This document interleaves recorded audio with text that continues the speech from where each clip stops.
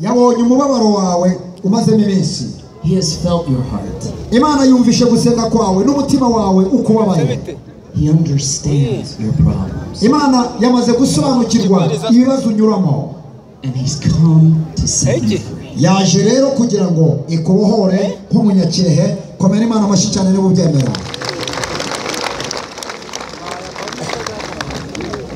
My friends, I want you to know. Inshuti zanjye ndagira ngo mumenye iki.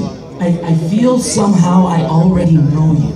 Numva nsa naho tumaze iminsi tuziranye. In my prayers for you, mu masengesho nasengeraga abanyakirehe, God has put things on my heart. hari ibyo Imana yashyize ku mutima wanjye, Things that He wants for you. ibintu Imana ishaka kugira ngo ibagezeho. And I want you to know He hasn't forgotten about you. Ndagira ngo ngubwire ngo Imana yambwiye ngo ntabwo wibagiranye imbere yayo. And He has mighty and wonderful plans for you. Imana igufitiye gahunda ndende ndetse ngari ku buzima bwawe. This is going to be an amazing week. Iki cyumweru kigiye kuba icyumweru cyiza cy'umugisha ku buzima bwawe. We have 4 nights together. Dufitanye iminsi imigoroba ine.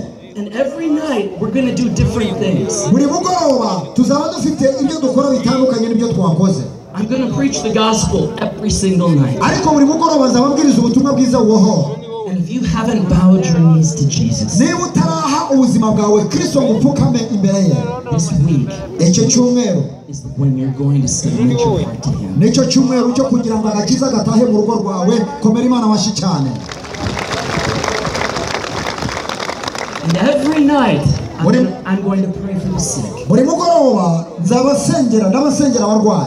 And I want you to know it doesn't matter how big your problem is. Reka nkubwire uko ikibazo cyawe cyaba kingana ko ariko kose, Jesus is bigger. Yesu arakiruta inshuro nyinshi cyane zitabarika.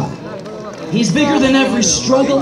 Imana Yesu Kristo akomeye ndetse ni mugari kuruta buri kibazo cyose.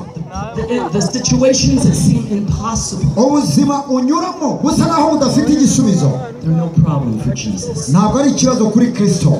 And so every night I'm going to pray for you. Buri mugoroba nzaba ngusengera. And we're going to take testimonies of many, many people. Umva turaza kubona ubuhamya bw'abantu benshi aha ngaha Imana yakozeho. But I'm also going to pray some very special prayers. Ariko nanone ndaba ndi busenge amasengesho adasanzwe.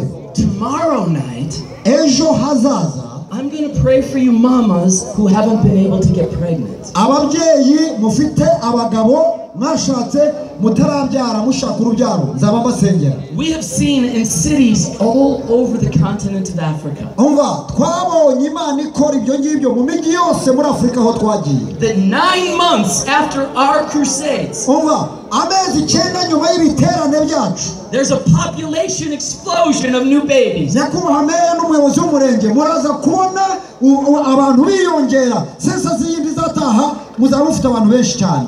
So if you want a baby, Niba ushaka umwana aha ngaha, let me see your hand right now. reka zabura ikiganza cyawe tukurebe. Niba ushaka umwana, Hallelujah.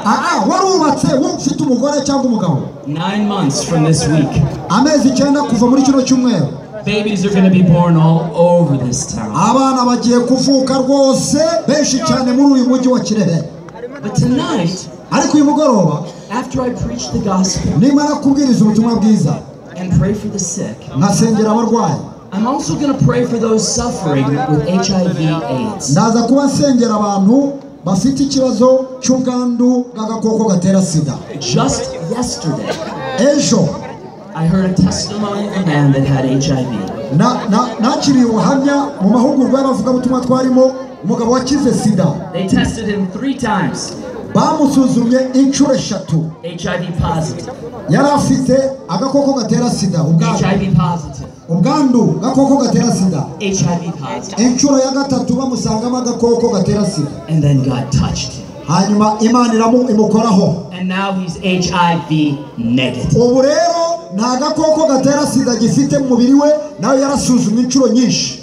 There is nothing beyond the reach of our Jesus. Nta kintu kirusha Imana amaboko cyangwa imbaraga. Komera Imana amashyi cyane. Amen. Amen. So let me ask you, Reka mbabaze, is your heart tender right now? umutima wawe uriteguye aka kanya? Do you feel excited? Zamura ikiganza cyawe niba umutima wawe witeguye. Because this message that I'm going to share with you, Koko buno butumwa ngiye kukubwira, it's more than just words. umva urenze amagambo mvuga. The words that I'm going to share with you, the Bible says, are spirit and life. Bibiliya iravuga ngo ubutumwa bwiza ni ubugingo kandi ni umwuka. There's something powerful about the Word of God. Hari ikintu cy'imbaraga cyane kiri mu ijambo ry'Imana. And if you will receive it into your heart, nubyakira mu mutima wawe nk'uko biri, God's Word will transform you. ijambo ry'Imana riraguhindura ube muzima utandukane n'uko waje. Komera Imana amashyi cyane. So tonight, before I begin to preach, Mbere rero yuko mbwiriza, I want to ask you to do something with me together. ndagira ngo ugire icyo ukora tugikorane muri kano